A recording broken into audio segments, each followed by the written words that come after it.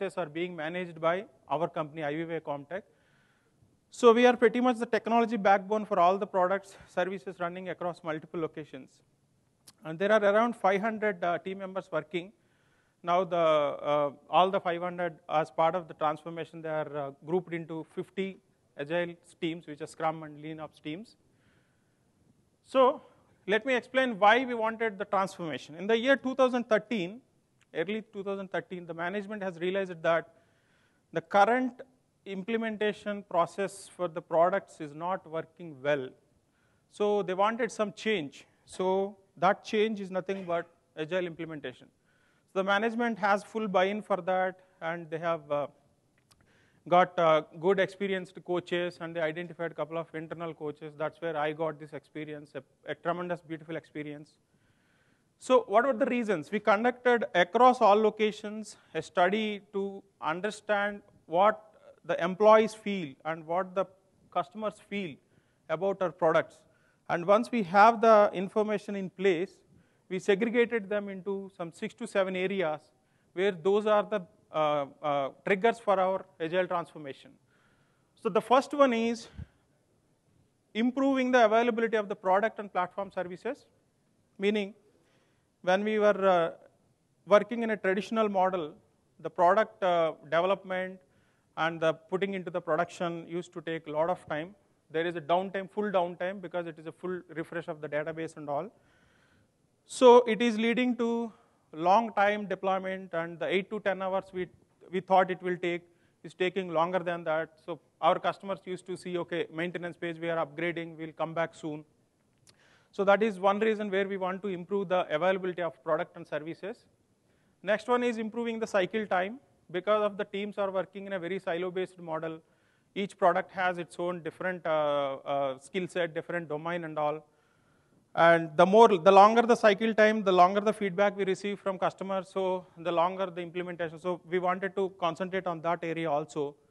The next one is to create flexible and multi-skilled teams. As I said, they are working in silo-based, so the products have different team members, and those teams who only know about the product, their domain, and the technologies. So when I refer to the flexible, it is more responding to change. And multi-skilled, while I have my primary skill in place, I want them to develop my secondary skills, maybe 1 or 2 secondary skills. So that is another objective of the transformation. And high value features first. There is a principle in Agile principles, principle number 10. What is principle number 10? Simplicity, the art of maximizing the amount of work not done is essential. So what customers need is important for us. So I get something I came to know from one of my friends. There was a dog food company recently. So they developed a very good dog food, which is better than pedigree and awesome dog food. They spend a lot of time and a lot of money into the marketing, and they have very good sales force. They launched it, and first month sales top of the list, second month continued, third month onwards they observed a dip in the sales, so fourth month, fifth month, sixth month it is almost zero. So they wanted to understand what could be the reason, because we have the best of the best food and best of the best marketing, best of the best sales and all these things. Could you guess what is the reason? The dog did not like the food, very simple. So we want to understand what our customers like, what they are looking for from our product, what features they like. So that is another area. And as I said, there is a lot of legacy architecture and closely coupled components. So sometimes we have to, in order to meet the deadlines, we have to put the features into the production with little known defects. So what happens is, before we fix those defects, other features are waiting. So slowly, over a period of time, a kind of technical debt is introduced in the production, so which was destabilizing the production environment. So we wanted to control that through this transformation. Last but not least, as I said, this organization has multiple locations working from different countries. So naturally, different teams from different countries will have cultural differences. So the team working from UK will have more concentration on their components and their working. So when it comes to integration, there were a lot of integration issues popped up, so which was again causing delays and production issues and all. So we wanted to create a healthy collaborative environment across all locations using the transformation. So this is why we wanted to transform. So now, as part of the transformation, there were some structural changes defined. So original organizational structure was a fully functional organization. So it is a hierarchical. So we wanted to convert them into a podular structure. A pod structure is nothing but a small autonomous unit where some teams are associated with each pod. And those deliver the value that customers value, the things that features that customers value, that is a podular structure. And all the teams associated with the pod are self-organized, self-contained, and self-disciplined. And the specialty of the podular organization is the authority is distributed, so the decision making can be done locally at the team level. And a pod master is associated with each pod. The responsibility of the pod master is a servant leader, where he enables the teams to deliver the value to the customers by identifying the needs for trainings and by on-time removal of the impediments and helping them understand the business values and identifying the training needs and providing the trainings, resolving the impediments that across pods. So this is the pod master's responsibility pretty much. And all these teams are associated with community of practices. We have two community of practices primarily. One is the Scrum Master community of practice, where all the Scrum Masters meet every 15 days. They share the best practices, and they share the challenges among the teams, and they identify the solutions by discussing. And the other community of practice is architectural community of practices, where all the master coder architect are part of the community of practice of architecture. They support the Scrum teams, Agile teams they also act as component guardians. We call them component guardians. The responsibility of the component guardian is to ensure that the critical components design and architecture are not drastically changed because multiple teams are working on the component. So design, development, all these things. So they identify that part and they ensure that the components are taken care of. Second responsibility of the component guardians is to ensure that what are the latest trends and technologies are coming into the market and how we can leverage them. For example, we were using ActiveMQ, and now Kafka is there. Kafka has a lot of features above ActiveMQ, so they have done some R&D and proof of concept, and now that they have given to the team, so they are replacing the ActiveMQ with Kafka. That kind of things will be done by master code architects. So these community of practices and the pod master support will help the agile teams working in the particular pod to be self-organized, self-disciplined, and empowered to make decisions locally, right? So the earlier working model, as I said, there were multiple products and multiple services. Each service or each product had its own set of teams, long, lengthy, high volume teams like 50, 60 members. And they are only working on the both forward engineering as well as sustenance engineering, like production support, change requests, bug fixing, all these things. So what happens was, once the product features are developed, they used to hand over that to a production engineering team, where we called as PEG group, production engineering group. So there is a clear gap between these two teams because the forward engineering teams have taken the development part and they have to give the knowledge transfer to the PEG team. Because as I said, all the components are tightly coupled and legacy architecture. This team should follow a particular sequence of the deployment, like first get the all services down, then deploy the DB scripts, then put the jars, then take the services up, then open to the testing teams. So if the sequence is disturbed, then obviously there will be deployment problems. So there is a clear-cut gap between this working model. Also, the fundamental objective of the forward engineering team is to increase the business value by working on the new features, new development and all. Whereas the objective of the ops team is to protect the business value. So there's a conflict of interest. So whenever new features are coming, PEG team used to say, is it tested? Do we have the QSI now? Why should we push it now? It will destabilize the production environment. So there's a conflict and confusion.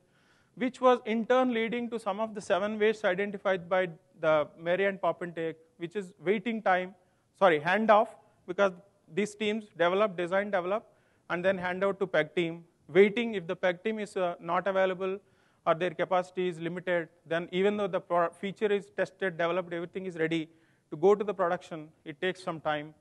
And partially done work, once the feature is put into the production, if there is any incident raised, then again they have to stop what they are working currently, and then they have to take it. So partially developed work.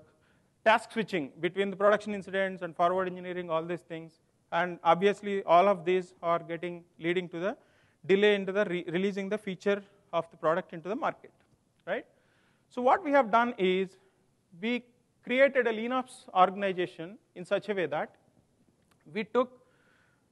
we selected people, we have conducted a team self-forming activity where we called all the product teams, and we enabled them to choose based on a small guideline like this product has, these are the technology used, and this is the domain, this is the functionality of the product. So we formed the teams in such a way that people are from different teams and production team form a LeanOps team whose responsibility or whose objective is to both increase the business value as well as protect the business value. And the combination of the team members include some of the developers and the testers and production engineering group and build and configuration management team, database architecture team, and infra team supported by the architect, master coder architects, and any team friends like UI, DBS, and all. So the primary objectives of this team is to ensure the defects in the production are corrected, the technical debt that is already lying has been addressed, and satisfy the customer with early and frequent releases. What is principle number 1? Our highest priority is to satisfy the customer with valuable software early and frequently. So that is what another objective. And to meet the SLA, when we get the production incidents, there used to be P01 should be fixed in 1 hour, 04 should be fixed in half day, 08 on the same business day. So these kind of things, they are taking care of those things. So the structure they are working is, there is a global backlog where all the items related to these LeanOps teams are dumped into this and prioritized. And there are area service. We are primarily following the LESS framework by Craig Larman and Bas Vode. So there are area service owners. We call them area service owners. So from this, they pick up into the area specific, and the teams, multiple teams are working on that, supported by Scrum Master. And there is a role created called Fire Chief. The Fire Chief responsibility is fire prevention and fire protection and disaster preparedness. So he is the guy who closely works with the teams, who has hands-on experience in the domain infrastructure and also in the technology. So he has the right to say no for any change that might, if he feels that that change might cause the impact onto the production stability. And also he can make hands dirty when it is required, really required. So what is the difference between Podmaster and Fire Chief here is, the Podmaster is a servant leader where he'll take care of the enabling the teams to produce the business value quick by resolving the impediments, organizational impediments, and supporting them with the training needs and all. Fire Chief is closely working on the issues that are there currently on the production or with the teams. He sits with the team and helps the team. Another advantage with this structure is, these teams working on this backlog will be rotated to another backlog. So over a period of time, we are creating the generalized specialists. Rather than having specialists in the working on the products, we are creating generalized specialists. So this will help them to understand the pain points of working in this backlog and understanding the production environment, domain of the product, and the technologies that are used by the products, right? So how the work is managed, there is unplanned work and planned work. Unplanned work is coming from, there is a tool called ServiceNow and the Jira for production defects, and planned work is being managed, maintenance and release and project related. So all these things will be tracked by the version 1 tool through the cumulative flow diagram, understand the WIP limits, where is the bottlenecks, and then deployment. So this process will enable the smooth flow of the work to the production. So we have a goal-oriented approach for these teams working in LeanOps. So we follow cadence. So cadence is 4 weeks cadence, because the cadence will help, it is like a heartbeat of the system. So it will help the teams to create this smooth flow. So what happens is, In between the cadence, they'll have an on-demand product backlog grooming. As I said, we follow the less framework. So there will be joint backlog grooming. All the chief product owner, area service owners, and the corresponding team members will attend that. 2 to 3 hours we spend for that, and they understand, and they go back with the implementation. And at the time of cadence planning, they discuss the importance area of the cadence. That means sometimes in this cadence, we have to work on the change request, or we have to work on the production incidents, so that helps the team to understand the goal of the cadence and channelize their efforts into the correct way using the goal objective. Some of the goals of the cadence can be no SLA violation for P01, P04 incidents. That means they ensure that whenever they find a P01 and P04, they try their best to finish in the given time, and all approved change requests must be deployed within the 1 business day. So that means the feature going into the production will not take longer time. And the change request cycle time should not be more than 3 days. Though ensure these will motivate the working model of the teams working. And they define and refine the WIP limits also, where the bottlenecks are, whether the WIP limits are working fine or not, so do we need to change. And at the end of the cadence, they also have cadence closure where we conduct the retrospective meeting. I'll talk about that later. And the implementation part will be done by the Kanban board. If you look at it, there is a swim lanes. We have expedite lane where all P01 and P04 items are there. Automatically they put there. And whenever somebody identifies there is a P01 and P04, they quickly alert the team members and they all come together. Okay, who can work on that? Somebody may be working on a P40 item, so he can stop it and come to the P01 item and fix it. So that cycle time, the shorter the cycle time, the more number of features can get into the production. That is the objective. And the swim lanes will be categorized into expedite lane, and incidents, problems, and defects, releases, changes, and the projects, because these teams also support the teams working on the projects, and also maintenance related. So they follow the WIP limits. So this will enable the smooth flow and keep the heartbeat running. Cross-skilling, as I said, 10% of the effort will be reserved for the cross-skilling. So people working on development, they sit with the production engineering team, how they are deploying, how they are creating the deployment scripts. So the next time when they do it, production engineering team will observe it. So like that, they develop the multi-skills so that they become the generalized specialists. Pair deployment, daily stand-up at the board. So they come to the board for the daily stand-up. Sometimes they have multiple daily stand-ups, one in the morning, one in the evening. Automation, there is a rule for us. Actually, we have not imposed, the team has taken. Anything that has to be done more than once should be automated as much as possible. That is a rule that they have taken. And you might ask, okay, is it not delaying the process? Yes, we are okay to delay the process, but the concept here is slowing up to speed up. So when we have something which is running fine, going forward, it will help us to release the features very fast. So that is the concept behind it. And continuous flow, when we take care of the WIP limits, when we resolve the impediments on time, so that leads to the continuous flow. Nothing is blocked anywhere here. And track the impediments. We encourage the team members to take care of the team level impediments at their level itself instead of going to Scrum Master. That is what we truly call as a self-organized and self-disciplined agile teams. And the teams that cannot solve the impediments on their own, they go to the Scrum Master. He's easily reachable, approachable. He sits next to the team members. If the Scrum Master feels he cannot resolve, then he has the open access to the Pod Master. He go to Pod Master. He will communicate with the other pods and get the required support. So all this thing is a chain reaction will happen and enable the teams to make the quick decisions. Yeah. Yes, they both are different.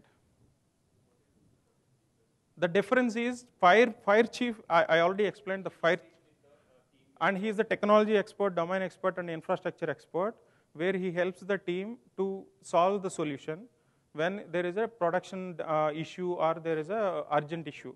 Podmaster responsibility is to enable the team by providing the support to resolving the organizational impediments, or to provide the required training support, or to help them. So, yeah, APO is, he takes care of the backlog only. Podmaster will not care of the prioritization and all. Okay. Sorry?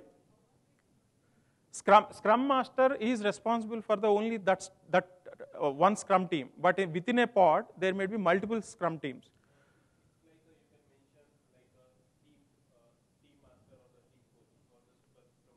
Yeah. And inter-pod, the Scrum Master cannot go around and ask the people within other pods. So pod master can be acting as a liaison between that. As I said, he's a servant leader. He does not even take care of the responsibility of the appraisals. He'll guide it. He'll guide the process, and appraisal will be done. We follow the 360-degree appraisal system, where each team member will be evaluated by all the other team members, including the product owner and Scrum Master. Same for Scrum Master and product owner, based on certain categories. Is the prioritization is done, and is the product owner available to the team all the time? Is he able to continue the working the way he is supposed to work? Is he changing too much? All these things are covered, as Ajay has covered in yesterday's session. Based on that, they follow. Podmaster will guide the process. He will not influence the process, but he will guide the process. That is taken care in right time.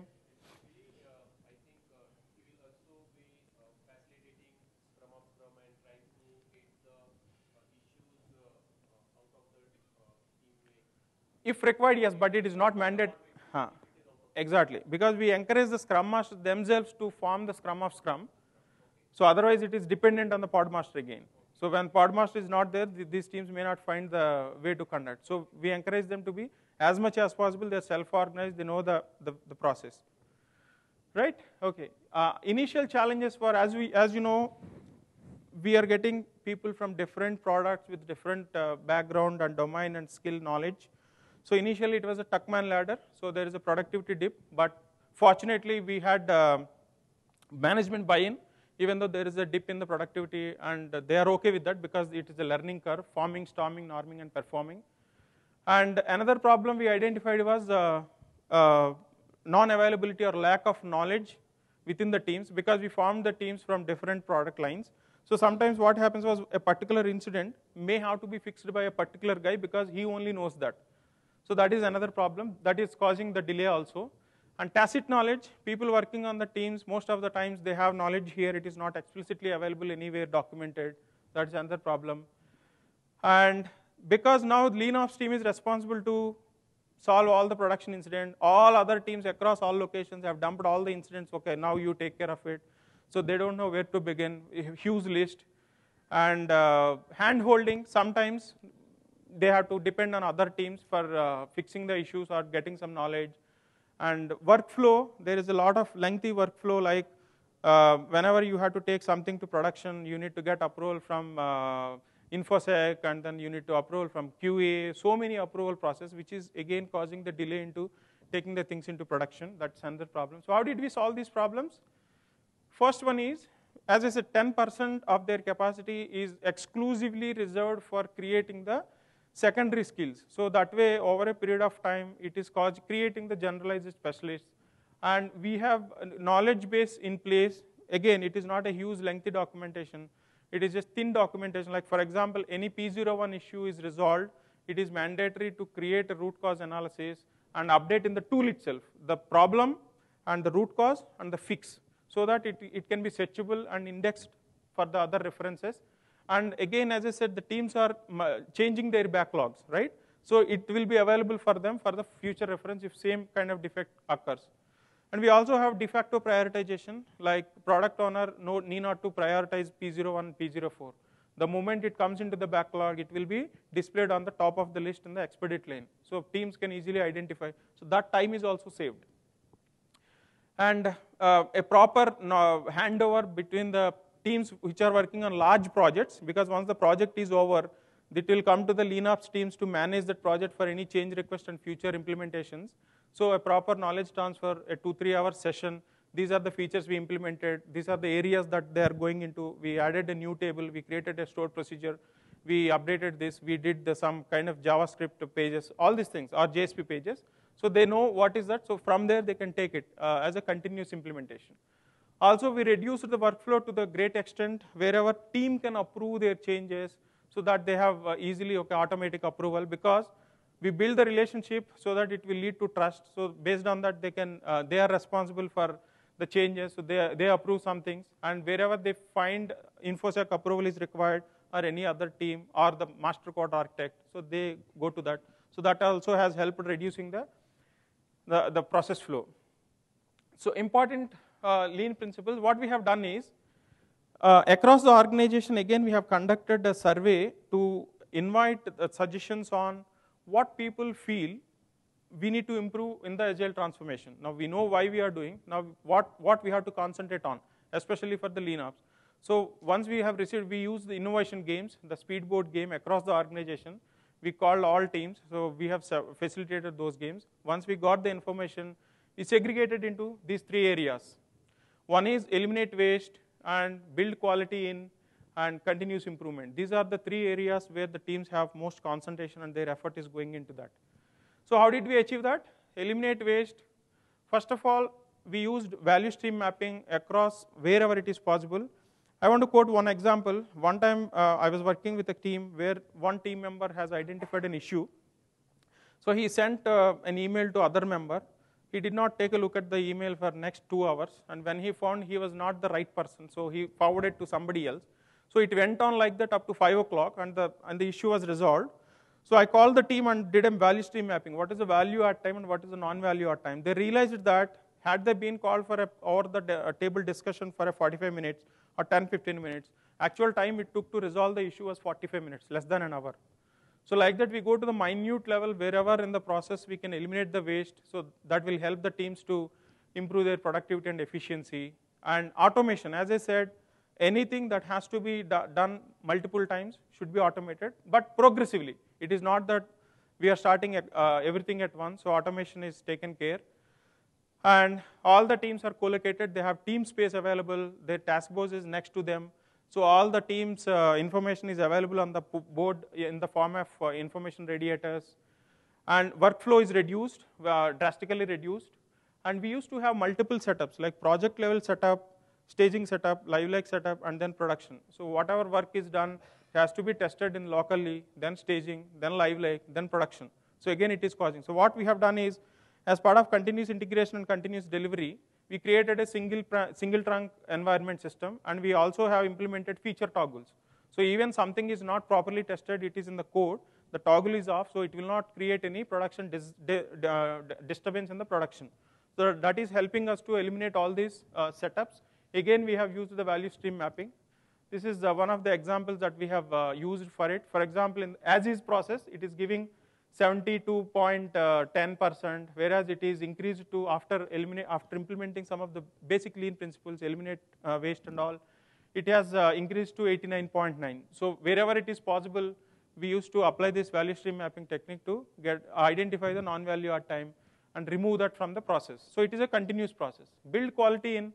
We tell all our teams that quality is an intrinsic characteristic of the product rather than it is not an add-on. So while you are analyzing, designing, developing, testing the feature, you need to ensure that the quality is there. And the most important thing is, the quality is not the tester's responsibility. Quality is everyone's responsibility within the team. So how we have achieved? We have all the members working together very closely, collaboratively, and we have introduced the engineering practices like pair programming, test-driven development, and collective code ownership. So whenever they fix any issue or production incident, they go back and check if the corresponding test case is available in the test suite or not. If not, they will add it and make sure this test suite is foolproof. And explicit working agreements. For example, any P1 incident is closed, definitely immediately a root cause analysis should be done, and the details should be published in a tool. So that is kind of thing. And their coding standards they have defined, they do not deviate from the coding standards. Whenever they change anything deviating or causing to the underlying architecture, they go through it, the master coder architect. So he will give inputs and make sure that the component architecture or design is not destabilized.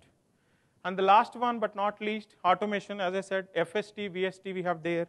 Every night, 9 o'clock, our FST starts running. It takes 2 to 3 hours. We are trying to optimize that. And it will send an alert to the team members based on the area they are working. So every day, morning, they come to the office. 9 to 10, they spend time in fixing those issues. So our trunk is stabilized and potentially shippable whenever, because no compilation issues, no build issues, and feature toggles are implemented. So whenever you want to push it to production, it is very easy, right? Continuous improvement. we conduct retrospectives at the end of every cadence, and we generally follow different techniques. It is not as if it is coming for a other meeting and sitting and chit-chatting and identifying what went well. Rather than we follow different process. I cover in the next slides. And root cause analysis, whenever there are critical incidents fixed or some critical component changes are done, we do the root cause analysis and identify the causes, and creating the knowledge repository for future reference, and also creating the generalized specialist. So this process, these are the techniques that are helping us to achieve continuous improvement across all locations, across all product teams. So cadence closure retrospectives, as I said, at the end of cadence, we conduct a retrospective. It is not just like any other meeting where people come and people missing there and people come with laptops. So there are some ground rules we have created. We don't allow the mobile phones. Even we allow, it will be in silent mode, and we don't allow the people to get the laptops. Even they are closed. So we first set the stage. What is that we are trying to achieve in the retrospective? Is exactly as described in the Esther Derby book, retrospectives, right? Agile retrospectives. And gather the data. What data we gather? From version 1 and Snow, other Jira tools. What is happening within the cadence, and what was the output of the cadence. Based on that, we create the data, we discuss what went well, what went wrong, and things try new. Everybody will speak, and everybody has openness to speak, because we believe in Scrum values, right? What are Scrum values? Force, F-O-R-C-C, focus, openness, respect, courage, and commitment, right? So they are courageous to talk, okay, this thing did not work well, we want to change it. Like that they give, so at the end of it, they collect the action items. If the action items are too much, then we go for a dot voting. The team itself takes some 3 dots or 5 dots. They go to the top 3 or top 5 items, and they mandatorily use those action items into the next sprint or next cadence, where they see the improvement. So that is also helping us to achieving the continuous improvement. Another important thing here is, we strictly follow the Esther Derby book, and we do not follow the same technique every day. So our Scrum Masters are trained on conducting retrospectives for, everybody knows 20 to 25 items. There is a website called funretrospectives.com. It will give you around 35 to 40 items, how innovatively you can conduct retrospectives. So like that, we encourage them to go through the sites and go through the books on retrospectives, so that they conduct. So every retrospective, teams will come with what is the technique that we are going to use today. So what happens is, if you conduct the retrospective in a monotonous way, they come with the preparedness. If you conduct what went well, what went wrong, what we need to try new, before they come to that, they just write it. Okay, I will write these 3 items. I will write these 3 items. So it will not give you the actual information what you want to get. So instead of that, we encourage them to conduct the retrospectives in different techniques, so that it will be innovative. So metrics, some of the metrics, as I said, these metrics are not to compare the teams or evaluate the teams, because they are still in maturing status. But what we do is, we have big visible televisions kept at the team's place. All these metrics are displayed on a time-to-time basis, collecting the data from the different tools and update it, so that it acts as a reflector, mirror on how they are working, right? Incidents created per week, incident closed per week, and CR cycle time, incident distribution by SLA, how many P01, how many P04, how many P08, all these things. You want to share anything? Excuse me? You want to share anything? Okay. So some other metrics, average effort, this metric will really help where the non-value are time, because of the cross-skill problem, or because I know the domain, or because I don't know the technology. That is why it took more effort than the actually required. So that will help the teams to realize and address that issue. Percentage of on-time delivery, which is nothing but meeting the SLA. First time writes, value at time, non-value at time. And percentage of system availability, customer satisfaction, inflow, outflow. All these metrics are taken directly from the tool, no manual intervention at all, because it will be waste again. And touch time, how much time is spent on each incident or work, wait time, worst and best completion time, because it will help me to see a trend, right? If something is taken too long every time, so it gives me a trend saying, okay, this is where the problem is. So I can fix the root cause so that the time can be improved. Handoffs, because of the lack of knowledge or domain expertise, Cumulative flow diagram really will help you to identify the bottlenecks in the process so that you can decrease the WIP limits. And mean time to repair, mean time to between failure for a feature that is kept into the production. And the percentage of changes per week, it will help me, the trend will help me to understand how my code base is changing. How many lines of code is increasing or decreasing like that. Because of that, how many issues are increased, or how many P01s. So I can do some kind of analysis and come up with a continuous improvement. Some best practices we follow, we introduce pull system and we encourage them, which will create a balance between demand and capacity. WIP limits will really enable you to have a clear pull system.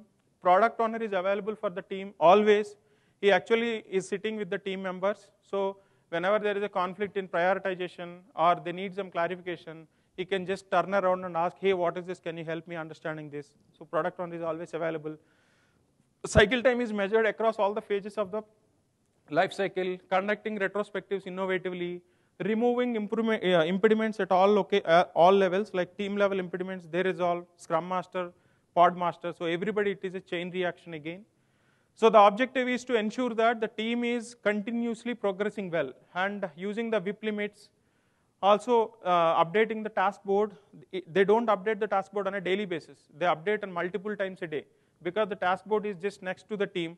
Whenever somebody finishes something, they go and update it. So you see a dynamic change in the task board every now and then so that it will not be stale artifact.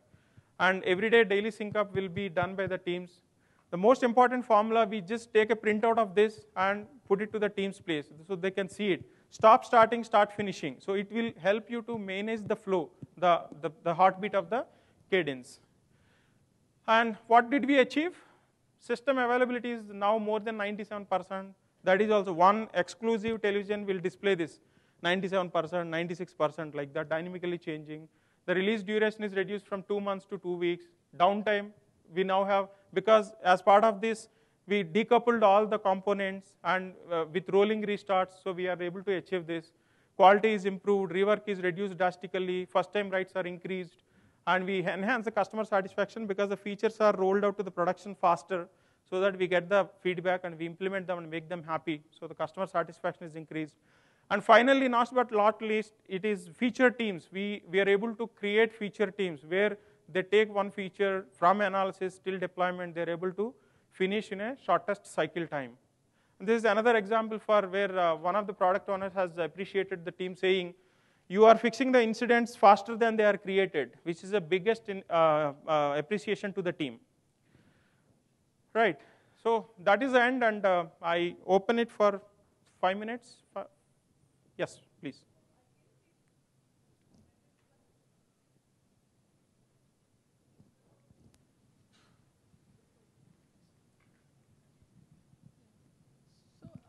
Yeah, and there's one slide before this as well on metrics. Yeah, so what I wanted to understand is basically, is there a structure where you have metrics defined for various scales, like this is for your business team, this is for your IT team, or is it like you share all these information across? Yeah, as I said. Because that's where we normally want to understand what makes sense to which group. Yes, the majority of the concentration now on the team delivery. That is why if you look at it, most of the metrics, 90% of the metrics are related to the teams. We are still in a maturing mode, so we don't want to start with so many things first. So we want to start with these things, and once we are comfortable, then expand it to the different roles like product and all those things. So it is not across all levels. And as I said, these are not manually intervened. These metrics will be automatically generated based on the information, put it into the teams, tools. Okay, and let's say you are in a risk and reward kind of model operation with your business customer. Which of these metrics do you think would make sense in that case? Cycle time is one of the metrics that I need to consider, right? Customer satisfaction is one of the things. And for example, system availability. If you extend our service or API to another customer, where software as a service or SOA based, if this is down, because of that, his underlying product. So these things can be applied and first time right. For example, customer came to you with a problem. You told that it is fixed, but it is not really fixed. He is facing, it will lead to frustration, right? So these kind of things. And one important thing I forgot to mention is team happiness index. At the end of every cadence during the retrospective, we collect the happiness index in such a way that it's very simple. How I perform is related to how I feel. So we make sure that people are working happily. If they have any concerns, sometimes Scrum Master go back to one-on-one discussions, understand their problems, discuss with product pod master, get required support. So all these things are creating healthy and happy customers and healthy environment. And you also mentioned something about generalized teams and specialized structure. Yes. So most of the time we have this challenge where we have we have just specific people with key dependency on them. Yes. How did you actually go about coming up with generalized specialists? Okay, first of all, you need to have management buy-in for that. Because if management is not acceptable, okay, I cannot allow you to use 10% of your effort to become, slowing down to speed up, right? They don't understand that when everybody is available, understanding so many techniques and so many technologies and all, going forward, you will be better, your productivity will be increased. So management buy-in is one thing. And you need to coach the teams a lot in terms of understanding the importance of interdependent. If the developer is not able to follow unless the database procedure is available, why can't you develop the database stores procedure? You develop it, get it reviewed by the database guy. So that way you are unblocking your blockers. So it needs a constant coaching to the team also. So management buy-in and the team coaching to understand why they should be self-empowered or self-sustained.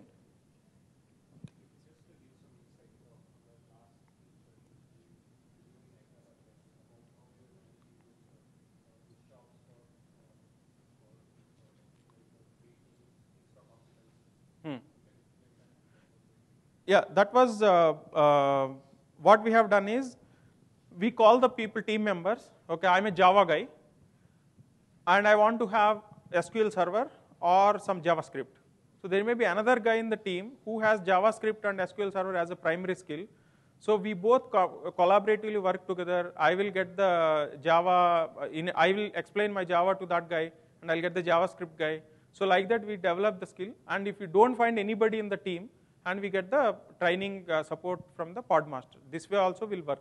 But one thing importantly here is, we don't put a timeline. We don't ask the team members, you have to learn JavaScript in 2 months. They will come up with, okay, by end of March, I will come up. Regularly they visit, okay, how is it going? Do you need a help?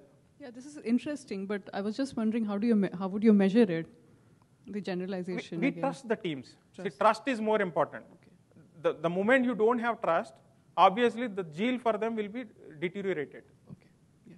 Thank you. Thank you. We'll just have one last question. Yeah. Sir. Team happiness index. What are the attributes you would capture in that? Okay. Or how do you measure that, in other words? There are multiple things. We write a graph like 1, 2, 3, 4, 5. 5 is happy, 4 is less than happy, 3 is neutral. I don't know whether I'm happy or unhappy, less happy, very unhappy, I'm frustrated. So everybody before leaving the room, they just tick it. Okay. Or across cadence, you can use multiple sketch colors. So today I'm happy, I put it at 5. Yesterday or tomorrow I'm not very happy, so I put down. So that line also will give you a trend.